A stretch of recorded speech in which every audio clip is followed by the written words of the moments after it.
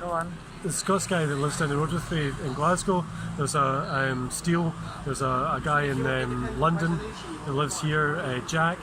There's a girl, Lefora from Germany in Stuttgart. Yeah. And then there's another one, Lilium in Munich.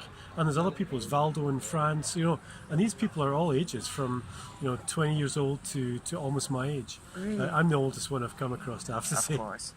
But no, it's fun. It's fun. It's great. fun. And this, you just mentioned what I really like about gaming is that you've mentioned about 4 nationalities that you're playing with, and I really like that.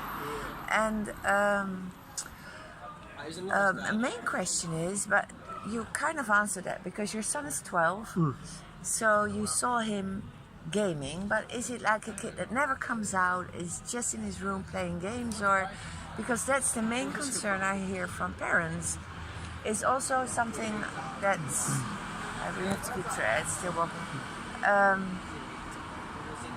like Willis, the real Willis behind the bar just thought, why can't you do both, game and be outside and have a social life?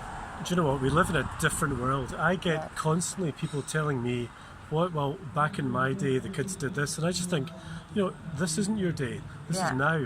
And this is a different generation. We communicate differently. I embrace all this stuff. So I've got my couple of iPhones, I've got my iPads. I communicate differently now than I did then. I like being the fact that we can talk to 4 different nationalities. I could never do that 20, 30 years ago. No. You couldn't. And, being stuck outside in the rain in Scotland or in it doesn't matter where you live. This is a different environment. So yeah, my son gets out. He played rugby for a couple of years. He now goes to gym every week. We go together. So yeah, no, he does a lot of different stuff. My daughter also plays. She's 14. She also plays. She also plays Overwatch. She plays different games as well. So yeah, no, we all enjoy it. Nice, really nice. But you're from Scotland. Yes. And we're in London. Yeah. Why are you here? Work. You work in London. Yeah, and I was a bit bored tonight, and I didn't know what to do, so I looked up this place. Yeah. And I thought I'd come the along. First time you come here? Yeah, first time. Okay. Is this the only? Because I haven't talked to the owner yet. The only esports. You know what? bar in London. There's not many great esports places around. There needs to be more, I think.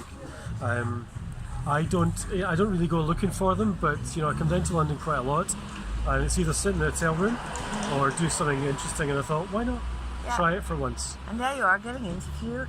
Yeah. And you'll be on Twitch tonight. On Twitch. I also have a Twitch channel. You have a Twitch channel? Yeah, it's called The Real Nic Storm. Oh really? Okay, I'm gonna send a friend request. That's fine. I'm gonna follow you. So there's not lots to follow. It's a small chat. I've only really just started as well. Yeah. Because I've only just started 12 weeks ago. Yeah. So yeah, it doesn't matter. So I had another question. Is there this really, really impolite question? A wife? Yes. Yeah. Does she play? No. No, she just doesn't. Looking at it, thinking, you nerd. You know what? She's very supportive, and over the years she's had to put up with me playing. Okay. And that's not always easy, you know. And there's other things you want to do. So first of all, she's very understanding and very accepting, and secondly, I try and balance it as much as I can. Yeah. And look, at times you get taken over by it, and you do a bit too much of it. But at other times, I just put the game away and I'll dedicate my time to my wife, because that's really important. Family is really, really important. It is. It can't get overtaken by the game. And I talked to my son about that. I talked to my daughter about that as well. So it's still working. Because that's also, you set an example for your kids. Because sometimes you play too much, and then the moment they see you can quit, then they realize they can quit as well. Yeah, look, set it aside. We've had those discussions in our house. I mean, my son has unfortunately had banning incidents as well, where he's played too much and he's just gets frustrated by the game. And that's a learning moment that kids don't normally get outside. So, how to deal with people that you don't interact with face to face. There's a learning in there. And actually, in the society that we're in right now, we're going to see more and more of that. Yeah. So kids interacting differently, growing up into adults who are going to interact differently, online more. That's important that they understand and learn those lessons early. And I kind of learn them, and they learn them together. We kind of learn it all. They're so wise. Because that's what I find most is the lack of communication between parents and their kids. Because the misunderstanding I understand. But if you don't get what your kid is doing, just start to communicate and understand each other, and that's what they don't do. But you seem to do that a lot. Yeah, I do, and you know what? What's really important is my wife and that is a really great balance between us all as well, because sometimes I can get caught up in the moment of the game, as can they. So she's a great balance in the middle of that, as being not somebody that particularly doesn't do any gaming, but is interested in us and what we do. So yeah, it's good. It's a good team effort. Team I feel effort. like. Really great. It sounds really great. I think you just summed it up. This age of different communication, which is international, and in super different time zones. Yeah. You know, wherever, and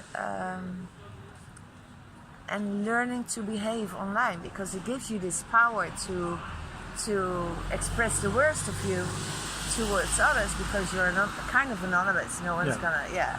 So it needs teaching and modeling what the kids are doing. And you know what? We learn sometimes by our mistakes. Yeah. I mean, I get salty like everybody else does now and again, and I think I shouldn't have done that. You know, I shouldn't have said that. And I find myself apologising to people for being like that. Okay, I don't think anyone's ever apologised to me for being like that. Maybe that's my age, but sometimes you sit back and think, I did the wrong thing there. Yeah. And I can admit it and I can move on. And actually that's what I want my kids to know and to learn, is that it's an online thing. You're miles away from the people. You can never interact with them physically.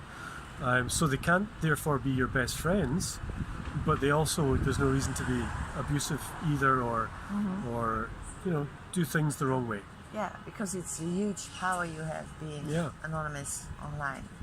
Yeah. But it doesn't mean to say we must let down our guard in terms of manners and the way we interact with people. No, but that's up to the parents, and if they don't communicate with their kids, they will never learn. But you are obviously a really great parent, because you teach them and you let them learn by their mistakes. Yeah, and I embrace what they do. You know, I think the moment we start stopping kids doing what they want to do and what they enjoy doing, and gaming is a big thing these days. It is. And that's the problem. That means they'll do it more and more in the wrong ways.